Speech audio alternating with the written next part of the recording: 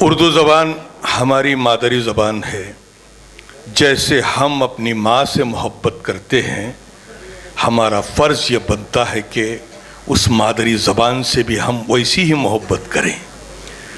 یقیناً یہاں پر بہت اچھا پیغام دیا گیا، اور ہندوستان کی یکجہتی کا ثبوت ابھی محبوب سوداگر صاحب پیش کر رہے تھے کہ وجے تیواری صاحب نے نعت پیش کر کے اس مشاعرے کا آغاز کیا ہے. تو میں یہاں یہ کہہ دوں تو غلط نہ ہوگا کہ پیارو الفت کا دیش ہے میرا. پیارو الفت کا دیش ہے میرا، محفلیں چاہتوں کی سجتی ہیں. پیارو الفت کا دیش ہے میرا، محفلیں چاہتوں کی سجتی ہیں. مسجدوں کی اذان سنتے ہی گھنٹیاں مندروں کی بجتی ہیں. یہ مثال آپ کو دنیا میں کہیں نہیں ملے گی، اس لیے کہ ایک طرف اذان کی آواز بلند ہوتی ہے اور ایک طرف جو ہے گھنٹیاں بجتی ہوئی نظر آتی ہیں. یہ صرف ہمارے ہی دیش کو یہ سمان ملا ہے، اور اس کا ثبوت ابھی وجے تیواری صاحب نے نعت پیش کر کے کیا. تو اسی لیے میں کہتا ہوں کہ مسلمان سکھ نہ ہندو بولتا ہے، مسلمان سکھ نہ ہندو بولتا ہے، سروں پہ چڑھ کے جادو بولتا ہے. ابھی تہذیب ہے زندہ ہماری، ابھی یہ شہر اردو بولتا ہے. ابھی تہذیب ہے زندہ ہماری، ابھی یہ شہر اردو بولتا ہے. تو آئیے حضرات، کہیں ایسا نہ ہو کہ وہ ایک بڑا عجیب و غریب لطیفہ ہے کہ جو ایک پٹھان ڈنڈا لے کے جو ایک مشاعرے میں گھوم رہا تھا. کسی نے روک کے پوچھا کہ کیا شاعر کو یا انونسر کو مارنے کا ارادہ ہے؟ تو بولے نہیں، میں تو انونسر کو کیوں ماروں گا، میں اس کو مارنا چاہتا ہوں جو اس کو بلایا ہے. جب زیادہ بولنے لگتے ہیں تو لوگ بیزار ہو جاتے ہیں.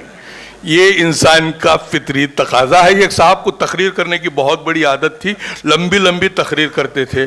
تو ایک صاحب نے ان سے مشورہ دیا کہ بھائی بہت لمبی تقریر کرتے ہو، ذرا شارٹ کر لا. نہیں یار، مجھے شروع کرنا تو آتا ہے، ختم کرنا نہیں آتا ہے. تو بولے یار ختم کرنے کے لیے میں ایک مشورہ دوں گا. بولے کیا؟ تو آپ ایک کام کرو، جب تقریر کا آغاز کرو تو منہ میں ایک چاکلیٹ ڈال لینا. جیسے ہی چاکلیٹ ختم ہو جائے تو سمجھ لینا کہ اب مجھے تقریر ختم کرنا ہے. تو بہت اچھا مشورہ تھا. اب وہ آئے، تقریر کرنا شروع کر دیا. اتفاقاً ان کے شیروانی کی گنڈی کا جو ہے ٹوٹی ہوئی تھی، وہ بٹن اٹھا کے منہ میں ڈال لیے. اب بٹن پگھلنے سے رہی اور یہ بولتے رہے. تو کبھی کبھی جو ہے اس منزل سے بھی انسان کو گزرنا پڑتا ہے. تو آئیے اپنے ذہنوں کو لائیے مشاعرے کی طرف. کھلا ہے جھوٹ کا بازار، آؤ سچ بولیں. کھلا ہے جھوٹ کا بازار، آؤ سچ بولیں. نہ ہو بلا سے خریدار، آؤ سچ بولیں. سکوت چھایا ہے انسانیت کی قدروں پر، یہی ہے موقع اظہار، آؤ سچ بولیں. تو آئیے سچ بولنے کے لیے اب میں اس شاعر کی نورانی فکر کی دہلیز پر پہنچ کر دستک دینے جا رہا ہوں جو آپ ہی کے پڑوس میں سکونت پذیر ہے. لفظ نورانی فکر اس لیے استعمال کیا کہ اس شاعر کے نام کے ساتھ نور محمد جڑا ہوا ہے، جسے ہم سب ڈاکٹر نور محمد کے نام سے پہچانتے ہیں.